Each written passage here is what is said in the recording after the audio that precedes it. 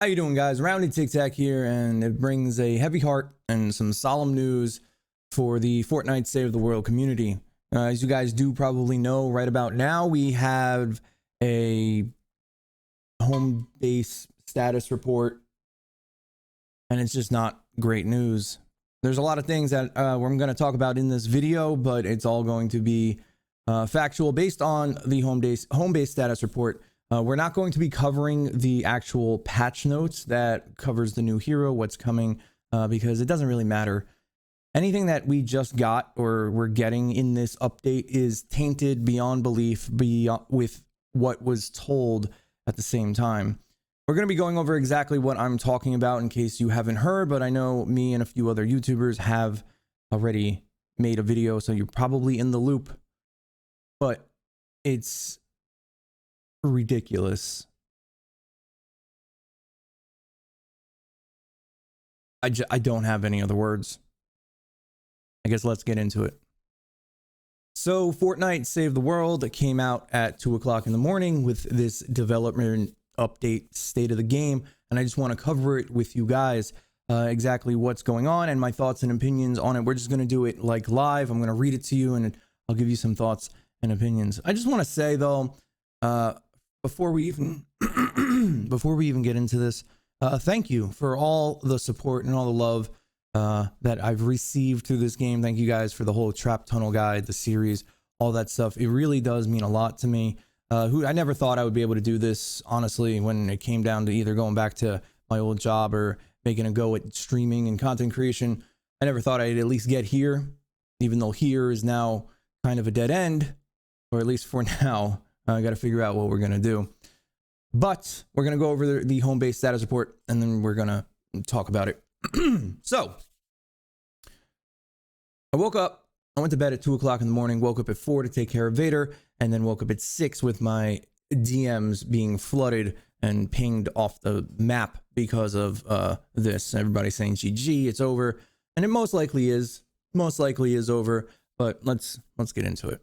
Home base commanders, Fortnite has always been in a constant state of evolution since we first began development, and so much has changed over the years as we played and developed the game with you. As we near the 3-year anniversary for Fortnite and Save the World's release, we wanted to share an update on our development plans. Since the launch of Save the World's early access period, we've added a vast collection of unique hero schematics and an overhaul of the front end and hero loadouts. A weapon recombobulation system, which in my opinion kind of sucks. Climactic narrative experience, sure, and more that has shaped Save the World into a massive collection RPG experience.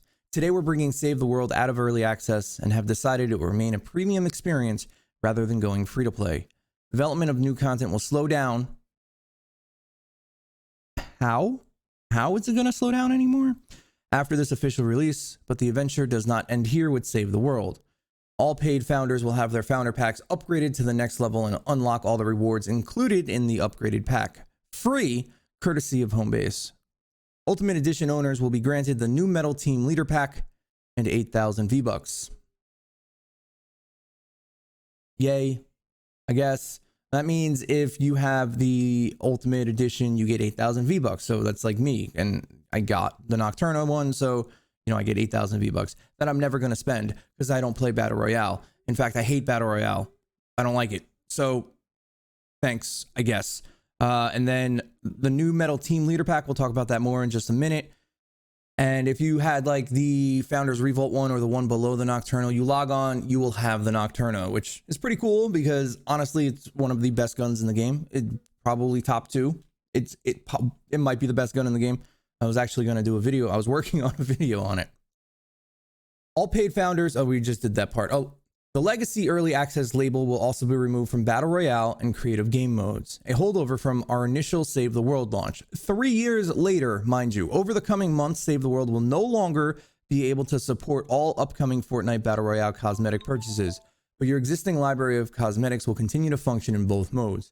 We'll let everyone know via home-based status report when this change will take place. So I know Demon Joe got a lot of flack for season 10, the hype that came with the Save the World cosmetic store. Now you have to understand the thinking back then was that they would release cosmetics, we would get our own store, therefore the funding would go to Save the World. We would have specific skins for Save the World. That was the idea, because the main problem with Save the World is that it's not financially successful, or at least in an ongoing sense. At launch, it had over 1 million players, and whoever bought the ultimate packs, they made a lot of money at launch, which allowed them to fund the side project Battle Royale.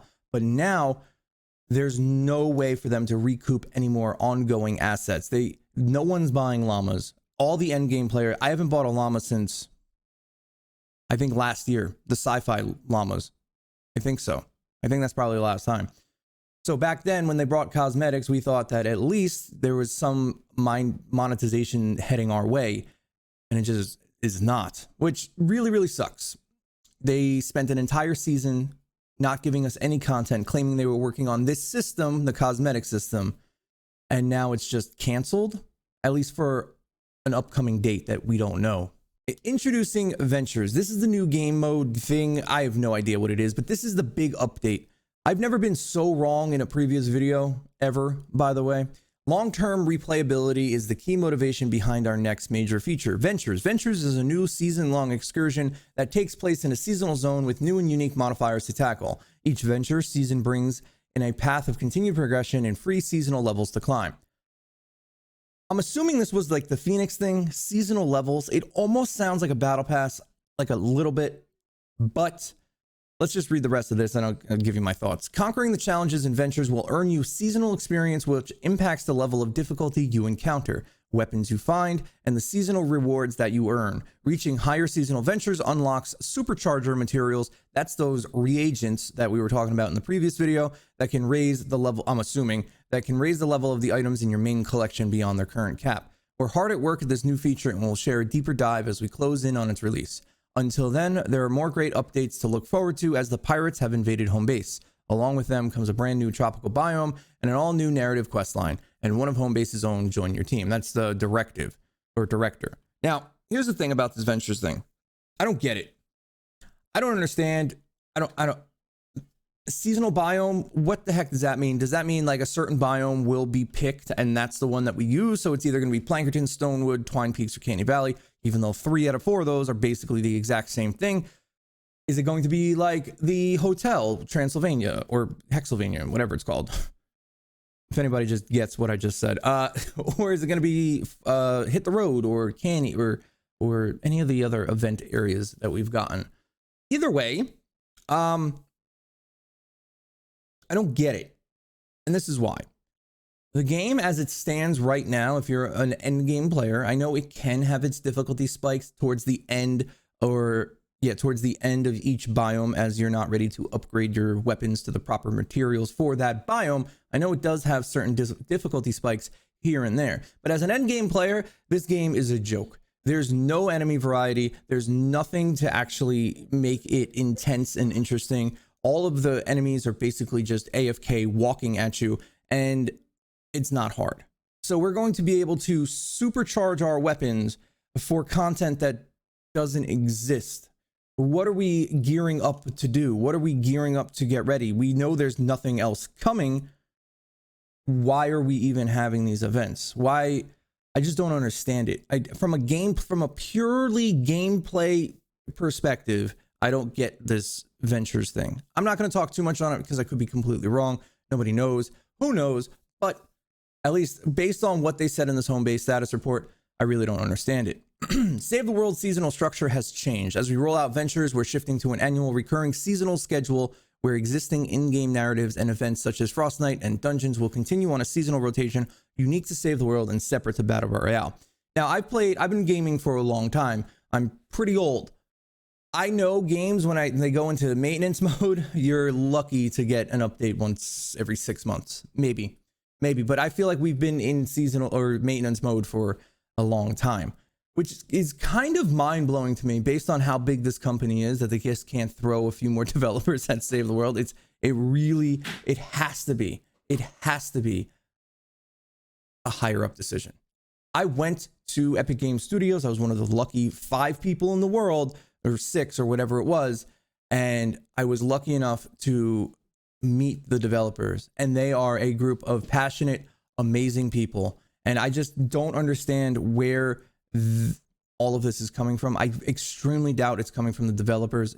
I honestly think it has to come from someone higher up. Save the World's massive library of existing heroes, schematics, and quest lines will rotate in throughout each season, with a handful of new quests and heroes coming in a slower pace. This will happen by the way of quest rewards, event llamas, and within the event store. Homebase will continue squashing bugs, yeah, right, and balancing issues over the course of each season. New Save the World packs. This is the Metal Team Leader. Now, this is actually a good deal, but, well, I'll tell you that in a second. Starting Thursday, we're introducing new Save the World packs that benefits commanders both new and old. No, they don't. Today, we're happy to announce the first pack of the series, the Metal Team Leader pack. The Team Leader pack introduces a new hero, the Papa Bear weapon schematic. Warning bowback bling and Metal Team Leader challenges. An entry to Save the World at a new $20 price point, which is great. These exclusive Save the World challenges will earn you 1,000 V-Bucks, 500 X-ray tickets, and a legendary Troll Stash Llama. Now, here's the thing I don't get about this.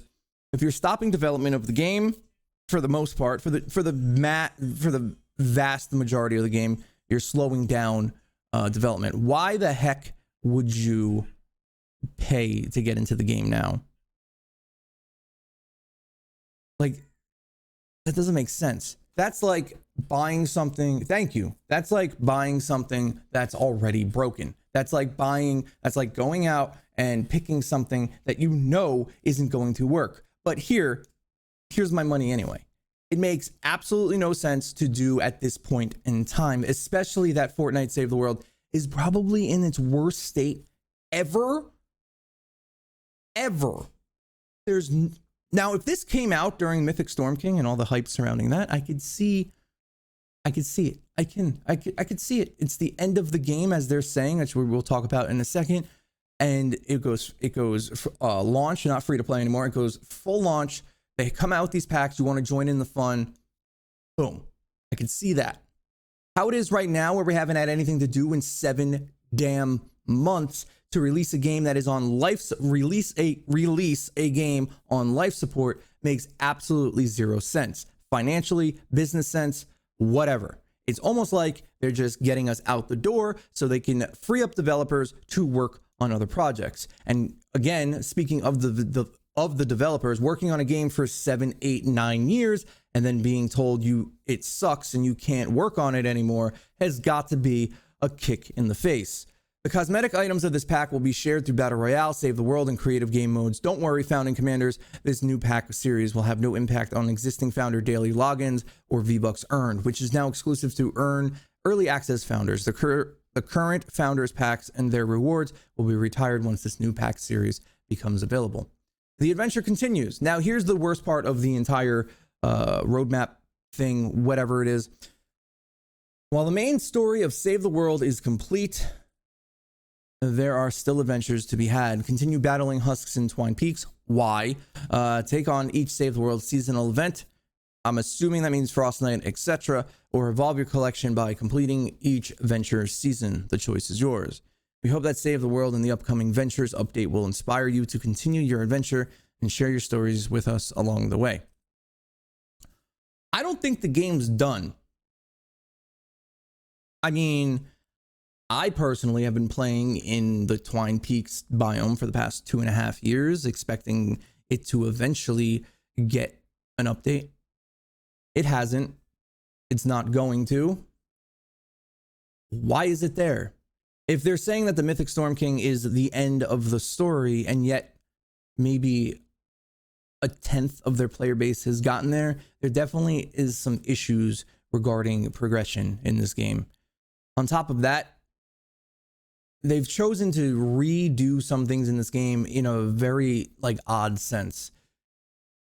And what it normally gives, and I'm talking about the recombobulator, I'm talking about the revamping the hero loadout system, the new screen clip, the director, that entire thing that was like the new age of Fortnite. Why do any of that if the game was going to die anyway? Maybe they didn't know then. As someone who talks about mental health a lot and suffers from the occasional bout of depression and anxiety myself, and have been through some things in my life,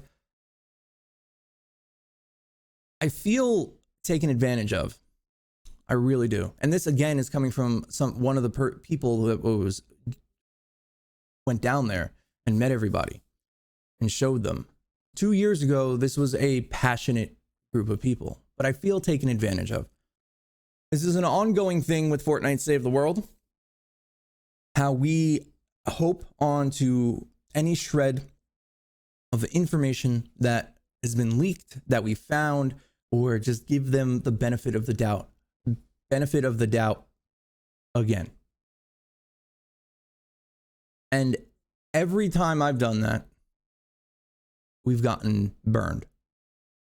It's, as somebody who uses this platform and Twitch and YouTube as a way to put food on their family's plate, this is an emotionally abusive relationship. Now, I know it's just a game, but sink 3 years of your life into something and just have it basically snatched away from you.